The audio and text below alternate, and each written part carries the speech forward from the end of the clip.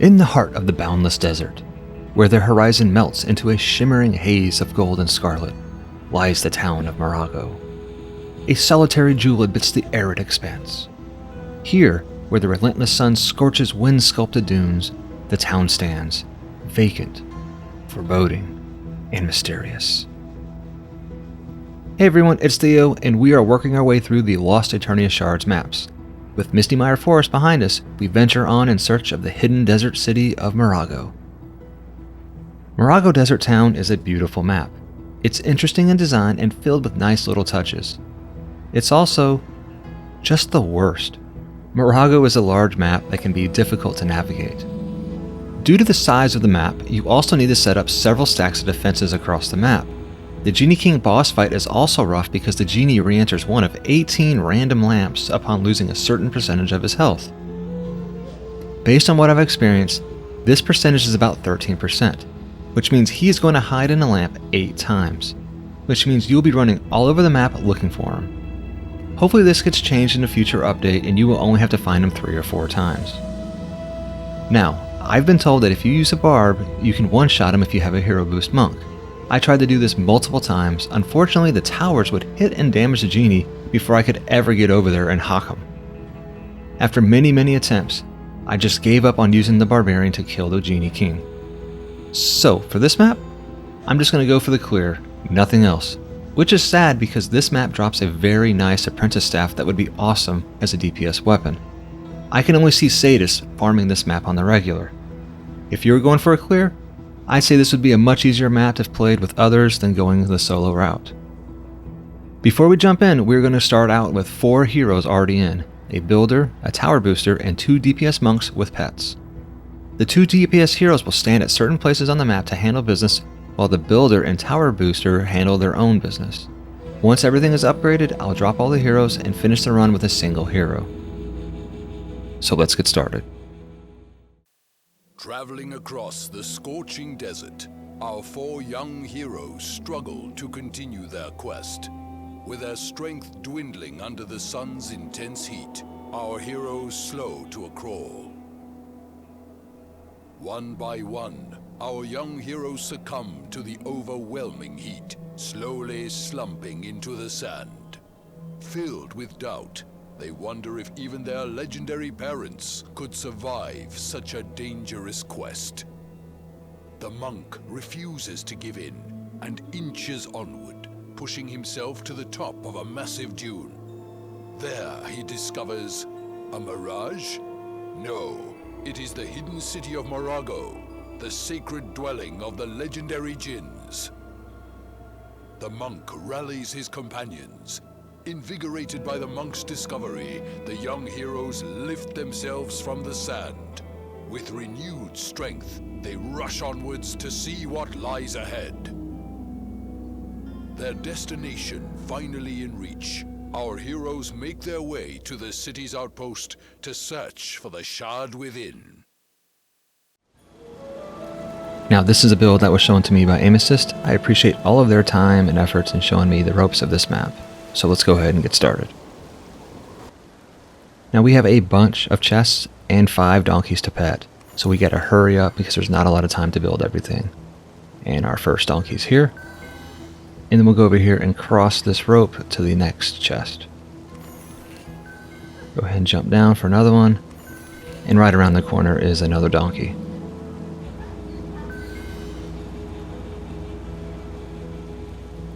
We'll go ahead and place our ore stack right here next to the crystal. Come up here and grab another chest. And then we'll place another ore stack right here. We'll go inside the building and grab 2 more chests. And then come through the store and pet another donkey. Up some stairs and over to the right, we got another chest. And we have another donkey over here. And we'll go ahead and place our ore stack right here in the middle. And then jump across here to the other building and grab that other chest. Come down here for another chest. And then we'll go up these stairs for a few more chests.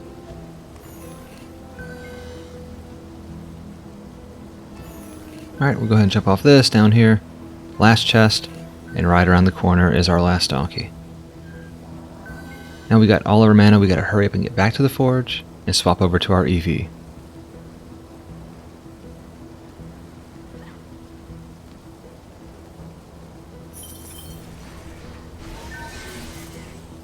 All of our buff beams will be 4 DU, and all of our reflect beams will be 1 DU.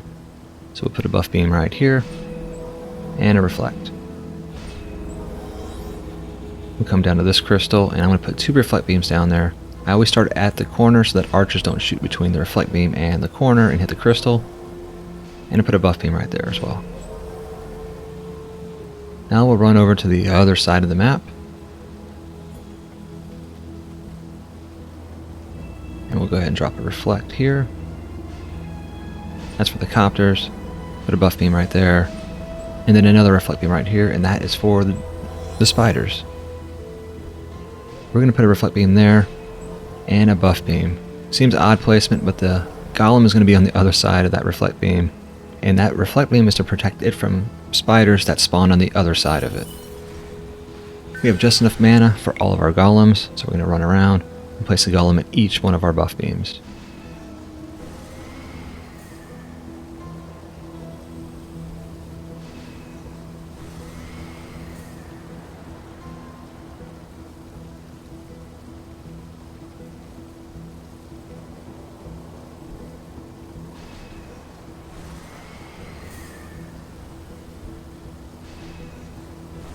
Alright, our golems are down, and we're going to place a nature's pylon right over here, and that'll be it. We'll run back to the forge and swap over to our adept.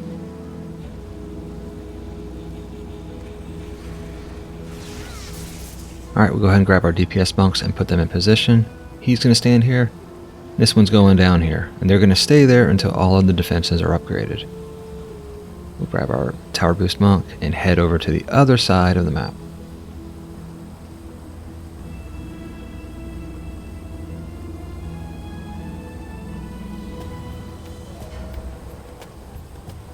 I'll start shooting in this direction to get some mana, grab my adept, and run all the way over there too.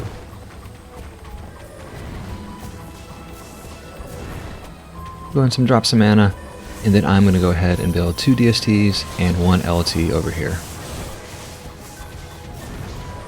And each DST will point at each golem, basically. That way, and that way. We'll put an LT in there. I'm going to grab my tower boost monk, and I'm actually going to go ahead and start upgrading these buff beams. This area gets really active, so I like to go ahead and just upgrade these while I can. And then I'll go to the other areas and finish up the build.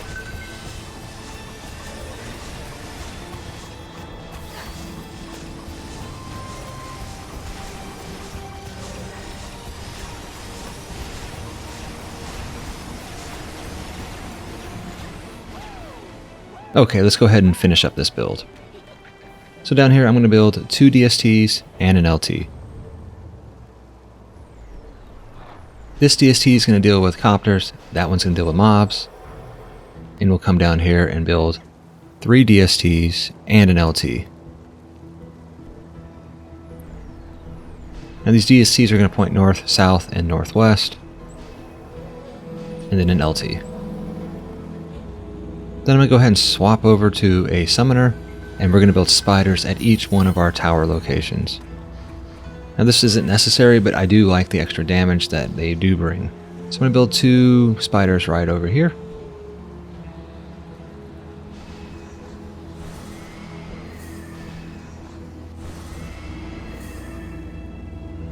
And another 2 right over here behind this reflect beam.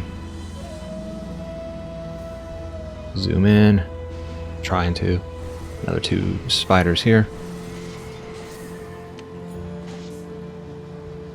And then we'll finish it up with 2 more spiders over here.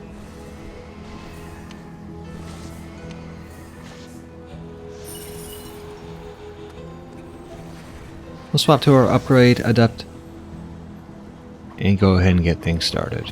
We'll start tower boosting over here, and I'm going to start upgrading. And this is what we're going to do until all of our defenses are upgraded, and then once they're all upgraded, I'm going to go ahead and remove all of the heroes except for 1. I'll be back then.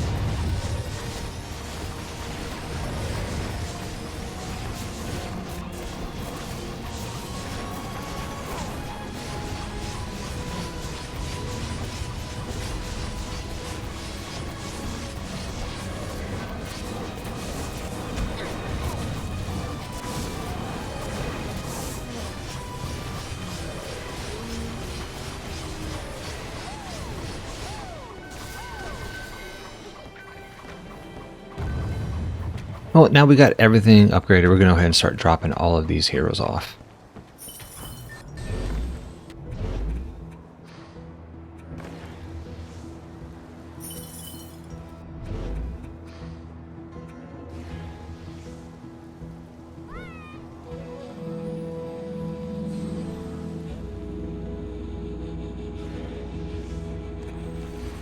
And I'm going to actually swap over to my Tower Boost Monk. And basically what I'm going to do is this Tower Boost and run around the map for the areas I want to Tower Boost at. So I'll always start over on this side first. And once the mobs kind of just die off over on this side, we'll start moving to other areas of the map. And we are just going to rinse and repeat until we get to the final wave. So I'll be back then.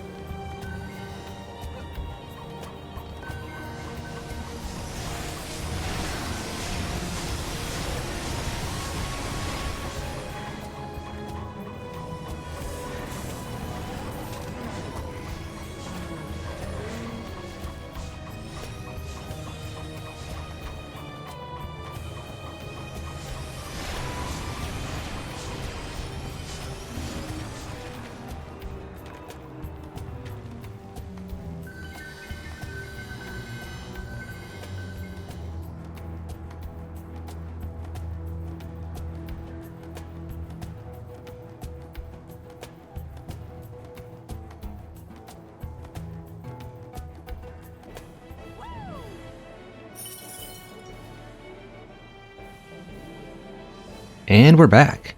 Final wave time. So I'm going to go ahead and swap over to my Jester with a Prop Cat. I'm choosing the Jester because she's fast, and it's easier to run around this map, and I can do about 30 million damage per hit with my Moonstaff on the Genie, and that's when the Genie starts phasing out anyway. And since I have to run all over this map trying to find the Genie every time it goes into a lamp, which will be about 8 times, I'd rather have a fast character than, say, a big monk or a barbarian just lumbering across the map. Alright, so we're just going to hang out here until it's boss time.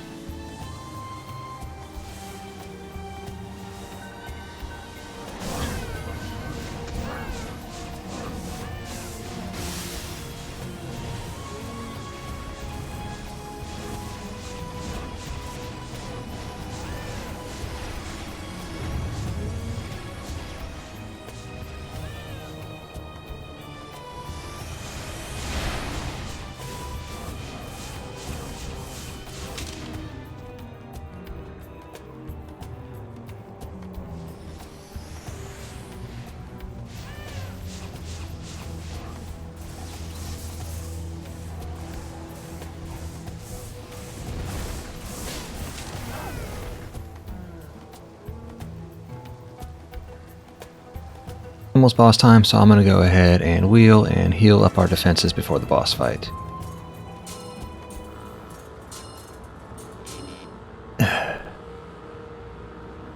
Alright, boss time. The boss is going to go ahead and show up, and then he's going to go into that first lamp right there.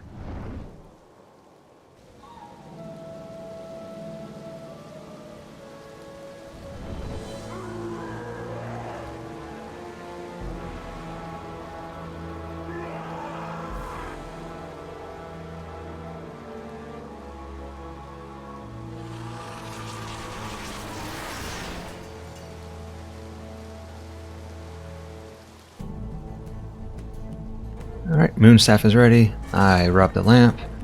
Okay. I rub the lamp. He's going to come over here. Moonstaff. Bam. And now we're going to go ahead and follow this vapor. And hopefully we find him. There we go. Easy peasy, right? Now just rub the lamp. Rub the lamp. Here we go. Moonstaff goes. Bam. Here we go. Follow the vapor.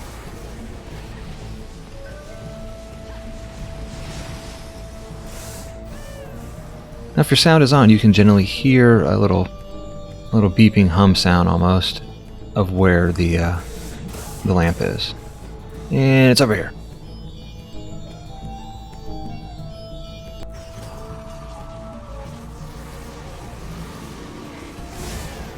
Alright, that's the third time. Let's go ahead and follow this vapor.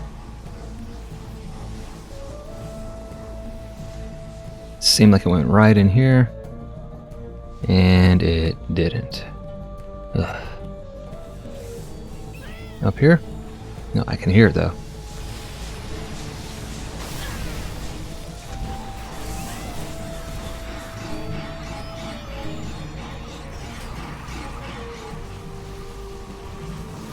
Charging up the Moonstaff. And that's the fourth time.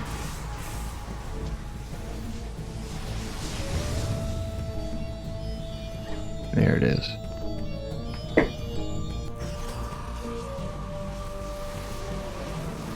And here's Moonshot number 5. Right down there, down there. You can hear it.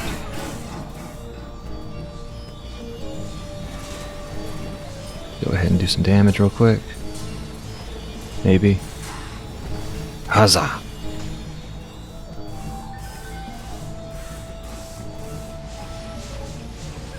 And this is the frustrating part of this boss fight. When you're just like looking and looking, and you're like, I hear it. Where is it?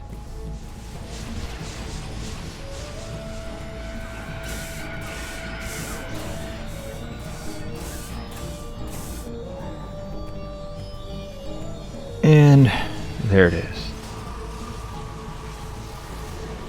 Alright, Moonstaff shot number 6.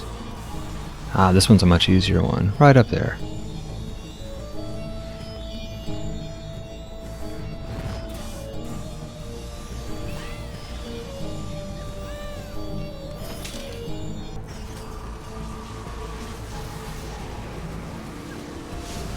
Shot number 7.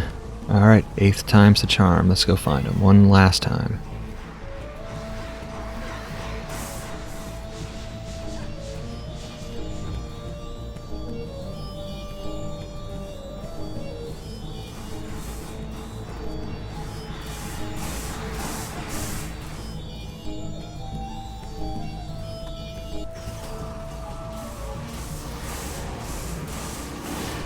And it's Jover!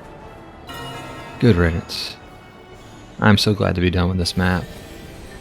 Now it's time for the underwater city of Aquinos. Until next time, happy farming.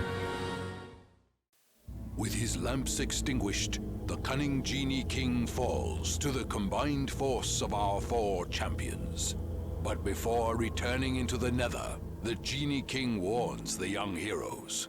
As you walk in the footsteps of those who came before you, beware the shards, for they were not made to be a prison, but rather to imprison. And with that, the Genie King evaporates into the Nether, leaving his coveted Eternia Shard behind. As their newly acquired blue shard lights the path toward the great sea of Aquinos, the team's confidence is restored at the thought of the fantastic new adventures that lie ahead.